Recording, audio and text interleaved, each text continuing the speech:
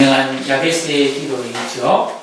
이 말씀 통해서 우리를 향하신 하나님의 아름다운 계획과 섭리를 우리가 알고 그 하나님의 계획과 섭리를 따라 살아감으로 야베스의 복이 곧 나의 복이 되는 그런 역사가 일어나기를 축복합니다. 어릴 때 우리 집에 개종시기가 있었어요. 밤낮 똑딱 추가 이렇게 왔다 갔다 하는. 그리고 12시가 되면 땡 하면서 종이 12번 울리는 그런 시기였습니다. 그런데 그 시기가 다 쉬지 않고 똑딱 갔는데 그 흐르는 시간 속에서 사람이 만들어지고 사람이 태어나고 사람이 떠나갔습니다. 수많은 사람들이 이 세상에 와서 잠시 머물다가 때가 되면 떠납니다. 하나님께서 부르시면 무슨 일을 하든지 다 그만두고 가야 됩니다. 그 누구도 이 섭리를 거역할 수가 없습니다. 우리는 이 한 가지 분명한 사실을 알고 살아가야 합니다. 그러므로 이 시간의 흐름을 우리가 그냥 놓쳐버리면 안 되고 이 흐르는 시간 속에서 내가 어떻게 살 것인가를 깊이 숙고해야 합니다. 그래서 사도 바울은 세월을 아끼라 때가 악하니라 그런 말씀을 했어요. 여러분, 사람은 이 세상에서 얼마를 가졌느냐, 얼마나 오래 살았느냐, 이게 사실은 별로 중요한 것이 아닙니다. 영원이라는 시간 속에서 사람이 100년 살았다, 50년 살았다, 아무 차이가 없습니다. 영원이라는 시간 속에서. 여러분, 나무에 그 많은 나뭇잎이 났다가 낙엽이 떨어질 때 어느 낙엽이 먼저 떨어지고 어느 낙엽이 더 오래 붙어 있었는가, 그게 중요합니까? 결국 다 떨어지는 거잖아요. 우리 인생이 그렇다는 것입니다. 그럼 우리는 우리 인생을 어떻게 살아야 되는가? 우리의 태어남으로부터, 아니 그 영원전부터 영원까지 이 천지 만물을 다스리시고 주관하시는 하나님 아버지의 영원하신 뜻을 바로 알고 그 뜻을 순종하며 기도하는 삶을 통해 깨어있는 신앙이 되어서 이 세상뿐 아니라 죽음 건너편 영원한 세계를 올바르게 대비하고 준비하는 지혜로운 삶을 사는 것이 우리 사람의 마땅한 본분이고 너무너무 중요한 삶의 우선순위라는 것입니다. 여러분, 이 사실을 깊이 깨달고 여러분의 삶을 정말 정돈하시기를 축복합니다. 우리가 오늘 읽은 이 하나님 말씀, 이 역대상 4장 9절 10절은 오래전 이 세상에 태어나 살았던 야베스라고 이름하는 한 사람의 인생에 대하여 단 2줄이 기록되어져 있습니다. 가끔 이 묘지에 가보면은 그 묘비에 보면 아무개가 몇 년에 태어나서 몇 년까지 살았다. 이 사람은 하나님을 믿는 사람이었다. 누구의 남편이었다. 그런 묘비를 볼 때가 있어요. 그 짧은 묘비명 속에 그 사람의 인생이 담깁니다.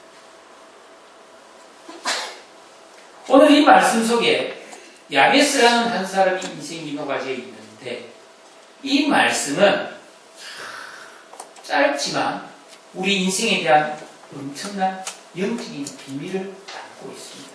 그러니까 이 야베스라는 사람의 인생의 요약을 성경이 기록되어 있는 거죠. 오늘 그 비밀을 좀 헤쳐보면서 우리 인생도 어떻게 기록될 것인가, 내가 쓰는 게 아니고 하나님이 기록하신다면 내 인생을 하나님이 어떻게 기록해 줄 것인가를 한번 좀 생각해보고 숙고해보는 그런 시간이 됐으면 좋겠어요. 자, 9절 보니까 야베스는 그의 형제보다 귀중한 자라. 역대상 4장은 이삭의 아들 야곱의 12아들 12지파죠 이스라엘의 그 중에 네 번째 아들인 유다의 혈통을 지금 소개하고 있습니다. 메시아 지파죠. 그런 혈통을 소개하다가 갑자기 뜬금없이 야베스 이야기가 탁 나옵니다. 야베스는 그의 형제들보다 귀중한 자다. 여기서 귀중하다라는 말은 존귀하다, 영화롭다라는 의미입니다. 여러분 생각해보세요. 같은 부모 슬하에서 같은 환경에서 똑같이 자랐는데 왜 야베스는 도대체 어떻게 살았기에 다른 형제보다 존귀한 사람이 되고 영화로운 삶을 살았을까요? 돈이 많았을까요? 지위가 높았을까요? 아닙니다. 성경은 그런 사람을 존귀하다고 말하지 않습니다. 성경은 성경으로 풀어야죠. 잠언 15장 33절 여호와를 경외하는 것은 지혜의 근계라 또 짭니다. 겸손은 존귀의 앞장입니다. 겸손이 사람을 존귀하게 만든다고 했습니다. 그 야베스는 하나님을 경외하는 신앙 안에서 겸손한 사람이 되었기 때문에 귀중한 사람, 존귀한 사람으로 살 수 있었다는 겁니다. 사람이 자기를 좋은 것으로 치장하고 멋있게 꾸민다고 존귀하게 되는 게 아니라는 겁니다. 하나님은 이 겸손이라는 것을 너무너무 하나님은 가치 있게 봅니다. 성경에 보면 겸손이 쫙 나오는데 몇 가지를 찾아보니까 하나님은 겸손한 자를 구원하신다. 겸손한 자에게는 은혜를 베푸신다. 겸손한 자에게는 지혜가 있다. 이런 말씀을 하고 있고요. 예수님은 자기 자신을 가리켜서 나는 마음이 온유하고 겸손하다. 겸손은 엄청난 능력입니다. 그러니까 이 겸손은 당신 참 훌륭하다. 당신 참 대단하다. 이러면 저는 안 그래요. 저는 그런 사람 아니에요. 저는 부족해요. 이렇게 말하는 게 겸손이 아닙니다. 이 겸손이라는 것은 그냥 살다가 만들어지는 게 아니라는 겁니다. 겸손은 엄청난 신앙의 열매입니다. 우리가 예수를 믿고 구원받은 그리스도인이 하나님을 예수 그리스도를 내 인생의 진정한 주인과 왕으로 모신다면 그 주님이 우리에게 지키라 말씀하신 이 세 계명 성경의 말씀을 순종하고 지극히 작은 것 하나 버리지 않고 우리가 실수하고 잘못하면 회개하고 기도하는 이런 영적인 삶을 통해서 우리가 태어날 때부터 아담으로부터 물려받은 악한 우리의 어떤 이 기질들 이성과 지각과 인격과 성품을 뽑아내고 이 세 사람 예수 그리스도를 닮은 이 세 사람의 인격과 지각과 이성이 다 만들어져서 그런 하나님의 음성이 들리고 영적인 것이 질서가 깨달아지는 이런 믿음을 가지고 하나님과 하나 타인과 하나 이 세상 모든 사물과 내가 올바른 관계를 맺을 줄 아는 사람이 겸손하다. 이 성경에 있습니다. 그래서 존중할 자를 존중할 줄 알고 섬겨야 될 사람을 섬길 줄 알고 사랑하고 돌봐야 될 사람을 돌봐줄 줄 알고 그리고 잘못한 사람을 책망할 줄을 알고 내가 가질 만큼 가지고 나눌 만큼 나눌 줄 아는 이게 하나님의 정확한 질서와 승리 속에서 순종하며 사는 사람의 겸손함. 그래서 인륜의 상하 질서를 바로 알고 올바른 처신을 하는 사람이죠. 야베스는 이런 영적으로 깨어있는 사람으로서 겸손한 삶을 살았기 때문에 그는 다른 형제들보다 하나님 앞에서 귀중한 사람이었다. 우리도 마찬가지입니다. 여러분 우리는 다 같은 한 시대를 살고 있습니다. 같은 시대. 같이 예수를 믿었고 하나님의 자녀가 되었어. 이렇게 오늘 또 한자리에 앉아서 예배를 드리고 신앙생활을 합니다. 하지만 세월이 1년, 5년, 10년, 20년 그 이상이 다 지나면 우리들 중에는 야베스처럼 하나님 앞에 존귀 여김을 받는 하나님의 사람이 될 수도 있고 그렇지 않을 수도 있습니다. 야베스는 다 유다지파 사람이고 하나님의 택한 백성이고 같은 부모에 태어난 자식이지만은 야베스는 더 존귀한 사람이에요. 달랐었어요. 똑같이 아담과 하와에서 태어난 가인과 아벨도 다르지 않습니다. 서해왕 선교에서 우리가 같은 시대에 같은 말씀을 듣고 은혜를 받으면서 신앙생활을 하고 있는 세월이 흐른 후에 암기의 집사, 암기의 권사 누구누구 성도는 참 하나님 앞에 귀중한 사람이라고 존귀한 사람이라고 그렇게 칭함받고 여김을 받는 그런 겸손한 신앙인 되시기를 주님의 이름으로 축복합니다. 그런데 이 야베스는 참 기가 막힌 사람이에요. 9절 후반부를 보면 그의 어머니가 이 야베스를 낳고 이름을 지을 때 야베스라고 지은 이유가 이는 내가 수고로이 낳았다. 이 수고로이 낳았다 할 때 이 수고로이라는 오체거란 말은 슬픔, 괴로움, 고통이라는 것입니다. 그러니까 이 야베스의 엄마가 잉태하고 야베스를 낳을 때 뭐 난산을 했는지 옛날에 난산을 임신해서 출산하다가 난산이 돼가지고 뭐 애가 꺾었다든지 그래서 죽는 사람 많았습니다. 아니면 이 엄마가 이 야베스를 임신했을 때 가정이 너무 어려서 고생을 했어. 제대로 못 먹고 그래서 애가 속에서 제대로 안 자라고 그래서 막 태어났는데 애가 막 비실비실하고 기운이 없고 그랬는지 생활이 어려워서 너무너무 참 어려운 중에 이 애를 낳았는지 얘를 안 놀라고 말이죠. 그냥 얘가 막 도저히 태어날 상황이 아니어서 막 그냥 낙태하려고 했는데 태어났는지 자 어쨌든 이 야베스는 그 엄마가 고생하면서 고통하면서 슬픔 중에 출산했다. 그래서 이름을 고통이 슬픔이라고 지었어요. 그러니까 야베스는 평생 살아가면서 사람들이 부를 때 야 슬픔아 야 고통아 니 엄마가 니 낳을 때 죽어보냈다 그렇게 불렀다는 것입니다. 야베스는 잘못 살 수도 있었죠. 그런 우울한 배경을 갖고 태어났으니까.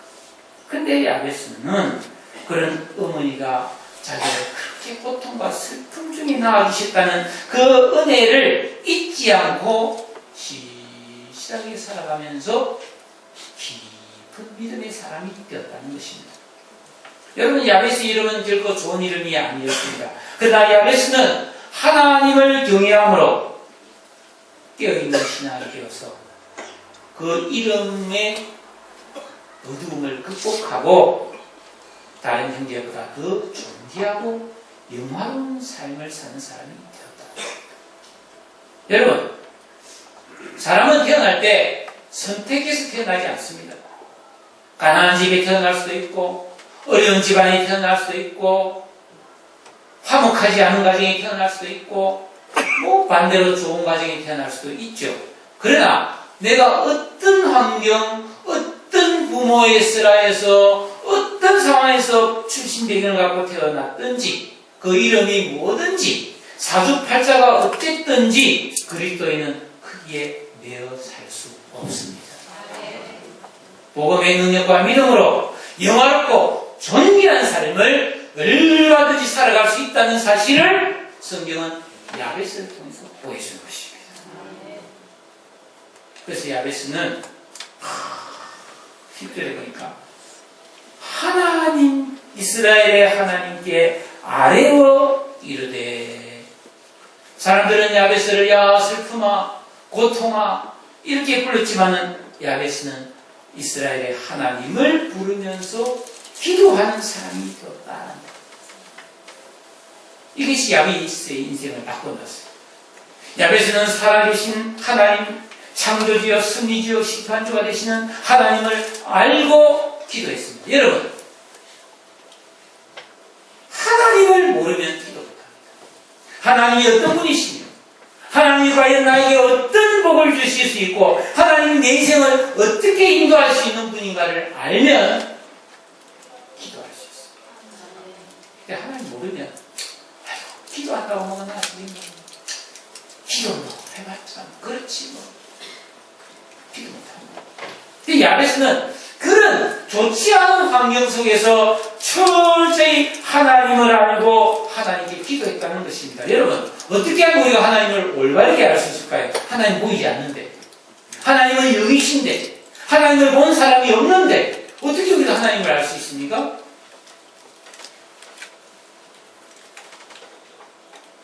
가난아이가 태어나면 하고 울다가 애가 딱 울으면 끝이에요. 아빠, 나 태어났어요. 그렇게 합니까? 절대 그렇게 못해요. 태어나서 적어도 몇 달, 2년 세월이 흘러서 자라서 지각과 의식이 만들어져야 엄마, 아빠를 알아보고 할아버지, 할머니를 알아보게 되는 것이죠. 네? 그래서 뭐 애들 보면 하비 뭐 그러면서 알아보기 시작한다고.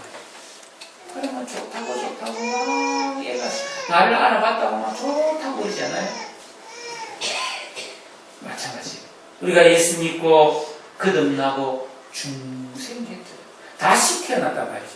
그런 다음에 하나님을 내 인생의 중심에 모셔놓고 그 말씀에 순종하고 기도하고 또 잘못한 것은 회개하면서 이런 영적인 삶을 살 때 우리 안에 올바른 의식이 만들어짐으로써 하나님을 아는 그런 믿음이 생길 줄로 믿습니다. 그런데 수많은 그리스도인들이 예수를 믿긴 믿는데 이런 순종과 기도의 삶을 살지 않기 때문에 하나님을 피상적으로 알고 정확하게 알지 못합니다. 특히 이 계명 중심의 말씀을 철저히 하나님이 하라는 거 하고 하지 말라는 걸 안 하는 십계명의 정확한 의미를 알고 하나님을 올바로 섬기라, 주의를 지키라, 부모를 공경해라, 살인하지 마라, 간음하지 마라, 도둑질하지 마라, 이웃 사람에게 부시 증거하지 마라, 내 이웃의 것을 탐내지 말라고 하신 이 말씀을 예수님이 오셔서 새롭게 해석해 주신 이 마태복음 5장에 나오는 산상수익에 나오는 이 세 계명 이걸 안 지키는 거예요. 그러니까 하나님을 아는 의식이 안 만들어지기 때문에 하나님을 피상적으로 알고 잘못 아는 거예요. 그러면 올바르게 기도도 못하고 순종도 못하는 것이죠. 근데 야베스는 달랐습니다. 하나님을 빠르게 알고 기도했습니다. 그래서 자기 인생의 모든 사정과 형편을 알고 기도할 수 있었습니다. 하나님, 내 편이 이렇습니다. 내가 이렇게 고통 속에서 우리 어머니가 낳아주셨고 제 인생의 이름이, 내 이름이 슬픔이고 고통입니다. 네?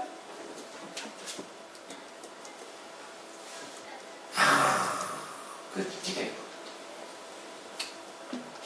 여러분, 유명한 스위스의 정신의학자인 폴 투리데가 인생의 사계질을 여러 책을 썼어요. 제가 그 책을 조금 전에도 잠깐 몇 장 더 읽다가, 전에 읽은 거지만 다시 한번 읽다가 왔는데요. 인생에는 계절이 있잖아요. 이 세상에 봄, 여름, 가을, 겨울이 있잖아요. 이걸 바꿀 수가 없어요. 근데 그 책에 보면 사람은 겨울이 와도 믿음으로 인생을 봄으로 바꿀 수 있다. 그렇게 나와 있어요. 하늘의 달을 보세요. 보름달이었다가 반달이었다가 그리고 검은달이 되고 다시 초생달이 되고 다리 차고 기웁니다. 이 앞에 있는 바다에도 보면 쓸 물이 되면 물이 하나도 없어. 그러니까 막 뻘이 턱 갯벌이 되었다가 물이 들어오면 배가 턱 지나가지 않습니까? 인생이 그렇다. 차왔다가 기울었다가 봄이 왔다가 가을이 오고 겨울이 왔다가 밀물 같은 인생, 설물 같은 인생, 이렇게 인생은 희노애락이 교차하면서 이런 상황 저런 상황, 이런 형편 저런 처지를 겪게 되는데, 믿음의 사람들은 어떤 상황 속에서도 휘둘리는 사람이 아니라 한결같이 믿음을 지키며 사는 사람인 줄로 믿으시기 바랍니다. 그 사람이 하나님 앞에 복을 받고 좋은 일을 하는 사람입니다. 제가 목회하면서 가슴 아픈 정말 많이 겪습니다. 모든 아마 교육자가 그럴 거예요. 신앙생활 잘 가다가 뭐 불행이 오고 가정에 어려움이 오고 개인적으로 문제가 오고 병에 걸리고 그런 사람이 생긴다. 막 기도하다가 실망이 막 식어요. 그래서 뭐 믿음이 쪼그라들고 점점 멀어지고 신앙 팔아먹어버리고 돈 번다고 그냥 머리 끊어버리고, 그래서 만나보면 막 얼굴도 막 이상하게 변해있고, 참 가슴 아픈 거 많이 봅니다.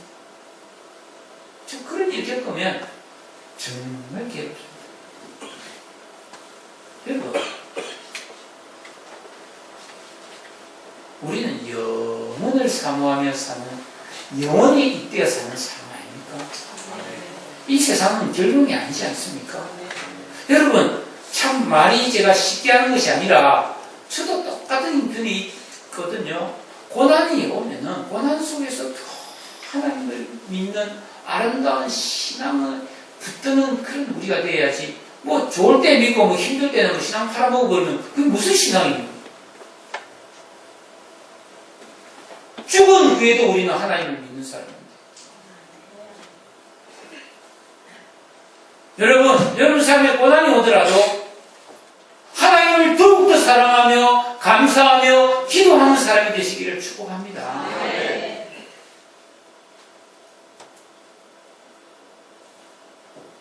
요즘 다니엘 기도회를 통해서 제가 많은 것을 깨달아요.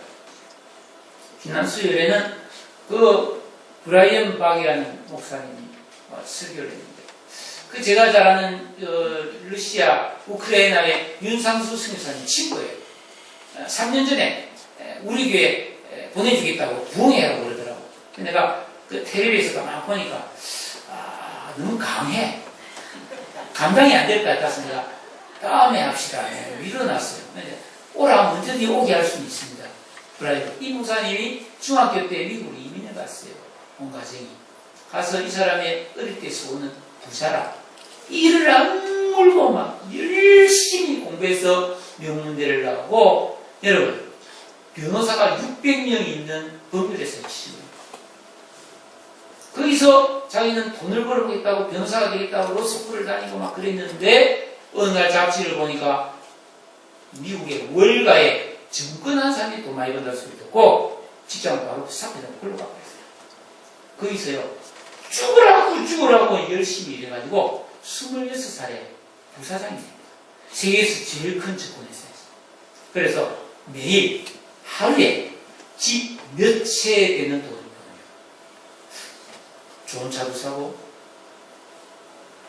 자기가 모든 걸 가질 수 있게 됐잖아요. 26살에 성공한 사람이 되었습니다. 그런데 몸이 망가졌고 위가 다 나빠졌고 마약 중독이고 자살 충동을 느끼는 그런 비참한 인간이다. 그래서 결국은 회개하고 내려놓고 다시 신학교 가서 목사가 되어서 세계적으로 기도 사역을 하는 그런 분이 되었어요. 또 한 분은 현직 초등학교 교장인데 이윤환 권사라고 어머니 반성문이라는 책을 써서 유명하게 된 사람이죠. 철저히 자식 교육을 했고 어릴 때 성공시키고 철저히 유치원 때부터 어릴 때부터 사교육시키고 철저히 공부시키고 시간 관리해주고 그래서 애가 전교에서 1등하고 학교에서 반장, 회장, 하고, 온갖 상 다 받아오게 하고, 그래서 모든 사람의 부러움의 대상이었는데, 이 아들, 딸이 그렇게 모범생이 고등학교 2학년에서 했을 때, 폐인이 됩니다. 다 학교 자퇴하고, 중교 1등 하던 데가 다 자퇴하고, 죽으려고 그러고, 방에서 안 나오고, 게임 안 하고, 인생 포기해버리고. 다 다녔는데, 다 행복할 줄 알았는데, 그래서 철저히 하나님 앞에 회개하고, 자녀가 회복되고, 가정이 회복되고, 그런 고백을 하더라고요. 여러분, 진리입니다. 인생은요, 하나님 모르고 기도하지 않으면은, 아무리 성공하고, 아무리 많이 가져도, 그 인생은 넘어지고 실패할 수밖에 없고 망할 수밖에 없는 인생이라는 것을 여러분은 믿고 또 믿으시기를 바랍니다. 하나님 앞에 기도할 줄 아는 사람이라야 하나님 말씀을 요리해 먹을 수 아는 그런 묵상의 사람이 되어야 은혜가 유지되고 이런저런 고난이 와도 헤쳐나가는 지혜와 능력이 공급되고 하나님의 사람으로 살아갈 수가 있습니다. 내가 일로 가려다가 이 길이 안 맞았다. 아이고, 내가 공부했는데 실패했다. 시험에 떨어졌다. 내가 음악을 하고 미술을 하고 운동을 하다가 망했다. 그래서 어떻게 될지 모르겠다. 괜찮아요. 길이 그것뿐입니까? 오래 잘 됐죠. 더 많은 좋은 길을 선택하면 되지. 많은 것 중에서. 야베스는요, 이런 불행과 슬픔 속에서 태어나서 하나님을 알고 하나님을 향하여 기도를 시작합니다. 어떤 기도를 했습니까? 10절에 나와 있습니다. 첫째로 주께서 내게 복을 주시려거든. 이게 원래 성경 본문에는 주께서 내게 복의 복을 더해 주세요. 이렇게 나와 있습니다. 따라합시다. 복의 복을 더하여 주옵소서.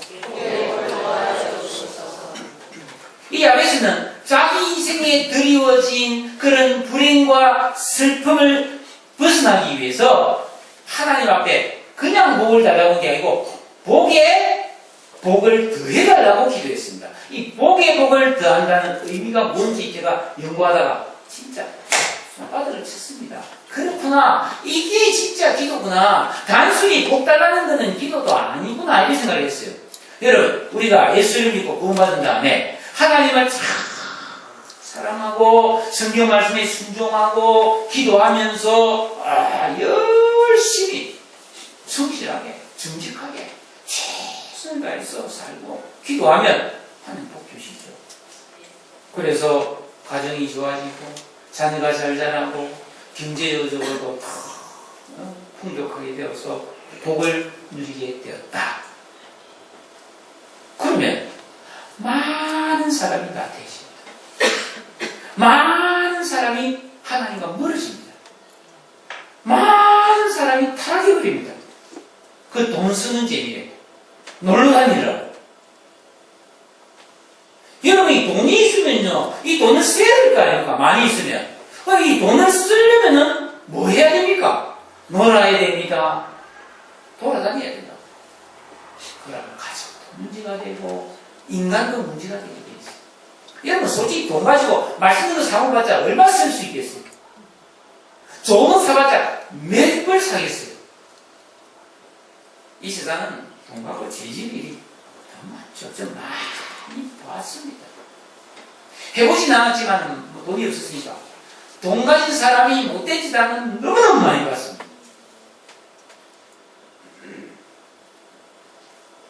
그런데 이런 복을 받았는데도 불구하고 교만하거나 나태하지 않고 또 겸손하게 순종하고 회개하고 하나님께 감사하고 자기가 받은 복을 이웃과 나누고 그렇게 신실한 믿음의 자리를 지키면 복에 복이 더해지는 2차 축복이 하나님께로부터 부어지는 줄로 믿습니다.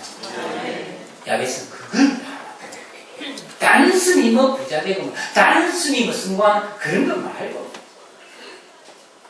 사실 사실은 저질이죠. 단순히 돈 많아가지고 내 떵떵거리고 막 내 마음대로 한번 살아보겠다. 굉장히 저질스러운 거예요.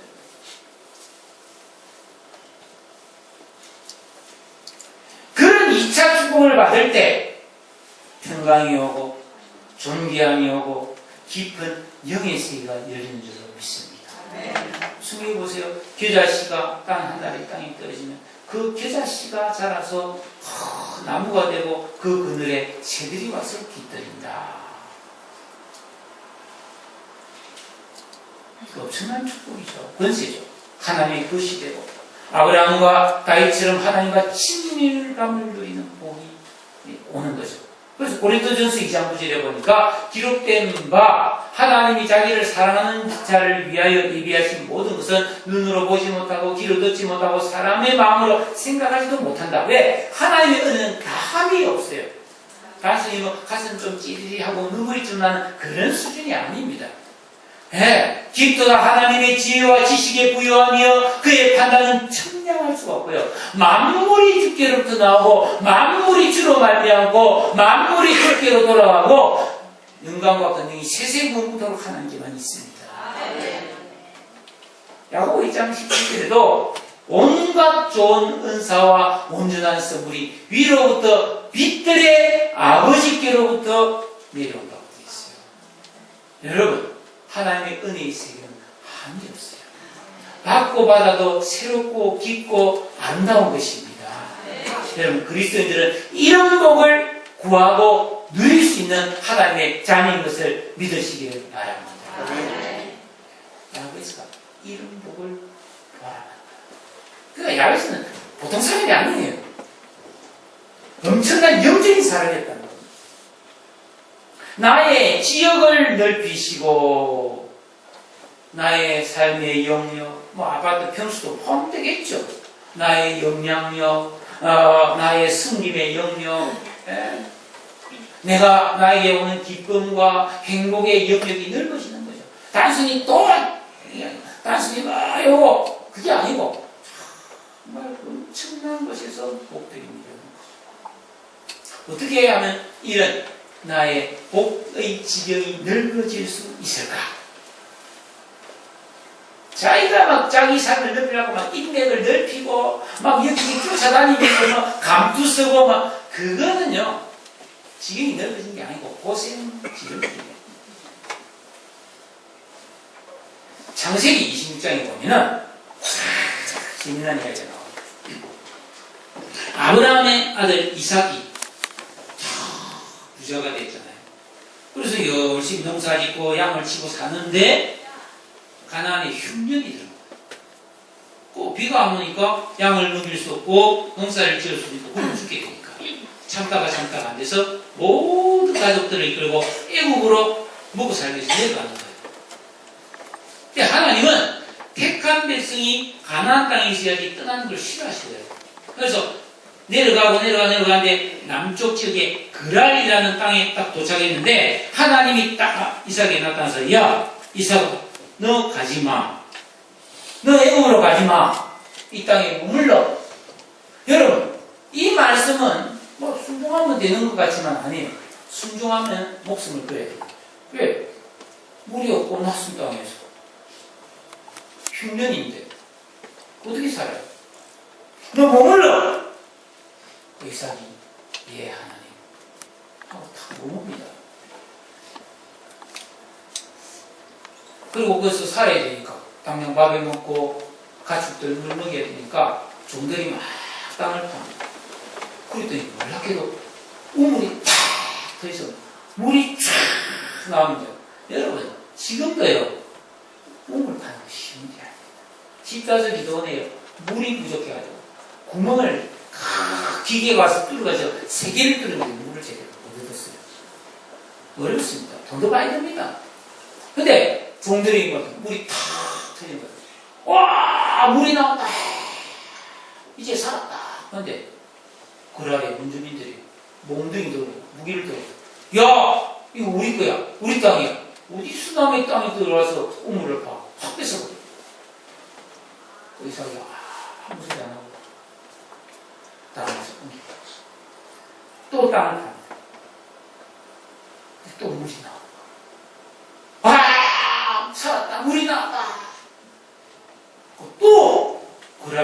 또 몽둥이 들고 와서 야 이것도 우리 거야. 이것도 자꾸 왜 우물을 파냐고 하면서 또 빼앗아. 여러분 고대 사회의 우물 하나의 가치가 얼마나 크겠습니까? 이삭이 또 빼앗나고 또 멀리 가가지고 또 세 번째도 또 물이 또 나오고. 이야 참 하나님 은혜죠. 그러니까 이 거랄주민들이 벼를 더 낫다는 게 있죠. 왜냐하면 자기 집에 있으니까 멀리 가서 팠으니까 또 뭐 우물 두 개가 있고 기존에 뜬 게 있으니까 더 필요가 없으니까 굳이 빼앗지 않고 내버렸습니다. 그러니까 이삭이 뭐라냐면 야 감사하다 하면서 그 우물 이름을 르호봇이라고 짓는데 하나님께서 우리의 지경을 넓게 하셨다 이런 뜻입니다. 이삭은 그의 농사를 지어서 100배를 쏘아가고 거부가 되고 그 그랄에 왕과 군대 장관이 와서 당신 보니까 보통 사람이 아니다. 우리 잘 지내자고 협약을 맺습니다. 평화대라고 맺습니다. 여러분 그래서 그 창세기 20장에 보면 이삭이 창대하고 왕성하고 거부가 되었다라고 나오는데 비결이 무엇이었습니까? 첫째, 하나님의 지시와 말씀에 순종했고 사람과 사람이 서로 부딪혔을 때 양보했습니다. 그래서 이삭의 지경이 넓어졌다는 거죠. 여러분 우리의 삶에 은혜와 복을 담을 수 있는 그릇이 만들어지면 우리의 지경이 넓어질 줄로 믿습니다. 여러분 이런저런 일로 부딪힐 때 양보할 수 있는 사람이 되기를 바랍니다. 진리가 아니면 양보할 수 있는 겁니다. 네? 순종과 기도를 통해서 우리의 심령이 겸손해지고 하나님을 경외하며 기도하는 사람이 되어서 우리가 양보할 수 있고 하나님의 말씀에 순종할 때 하나님께서 우리의 모든 은혜의 지경, 삶의 지경, 지역을 넓혀주시는 그런 세월의 흐름 속에서 복 있는 사람이 되는 거예요. 하나님 넓혀주셔야 됩니다. 우리 교회에서 이런 분들이 좀 많이 나올 수 있기를 축복합니다. 그 다음에 주의 손으로 나를 도우사. 이 주의 손, 아데카, 야데카, 주의 하나님의 권세와 능력을 말합니다. 이 야베스는 자기가 이 불행하고 보잘것없는 인생으로 태어나서 살아가는 데 있어서 이 내가 복을 받고자 살려면 하나님의 권능의 손이 절대적으로 필요하다는 것을 알았습니다. 여러분 살아가면서 여러분 주위를 보지 않습니까? 아무리 애쓰고 힘쓰고 노력해도 그 모든 수고가 물거품처럼 사라지는 건 많이 보지 않습니까? 저도 지난 15년간 여기서 목회하는 가운데 우리 교회 다녀간 사람들 중에는 한때 엄청난 매일 저녁 마대자루에 막 돈 현금 뭉치를 벌 그런 사람도 있었어요. 근데 뭐 잃어버리고 병 없고 여기 와서 숨어 사는 그런 사람도 있어요. 또 어떤 사람은 어떤 교회 이야기 들어보면 열심히 공부해서 유학 갔다 와서 이제 드디어 막 교수도 되고 인생을 이제 막 승승장구할 수 있는 준비를 다 했는데 이상한 몸이 아파서 병원에 갔더니 큰 병이라고 해서 그래서 투병하다가 그 꽃도 못 펴고 죽는 사람도 그런 사람도 있지 않습니까? 하나님의 손길에 함께하지 않으면 아무것도 아닌 게 인생이 아닙니까? 하나님은 어떤 사람에게 권능의 손을 펴서 도우시는가? 당연히 예수님께서 우리에게 허락하신 말씀에 순종하고 기도하고 또 자능한 것은 철저히 회개하는 사람이에요. 그래서 깨어있는 신앙이죠. 하나님의 질서와 법도와 승리에 순종하는 사람 하나님이 도와주실 줄로 믿습니다. 하나님의 손길 그 도움을 사모하시기를 바라요. 네. 마지막으로 나로 환난을 벗어나 내게 근심이 없게 하고. 환난은 당연히 나쁜 거 아닙니까? 악을 의미한다. 환난, 악. 그러니까 주기도문에도 나를 악에서 도와주소서. 그럼 한마디 기도해라는 겁니다. 근심은 오첩이라고 하는데 가슴 아픈 일인 거예요. 가슴 아픈. 우리 삶에 이런 환란과 근심은 언제든지 생겨날 수 있는데 인생에서 일어나는 환란과 근심은 크게 세 가지입니다. 첫째, 죄를 짓고 회개하지 않으면 환란과 근심이 옵니다. 그래서 여러분들은 살다가 자기가 잘못한 거, 죄가 생각나거든 그때 즉시 하나님 앞에 철저히 회개하고 그 환란 속에서 인내하며 기다려야 됩니다. 그러면 하나님께서 지시가 응답이 옵니다. 기도해라,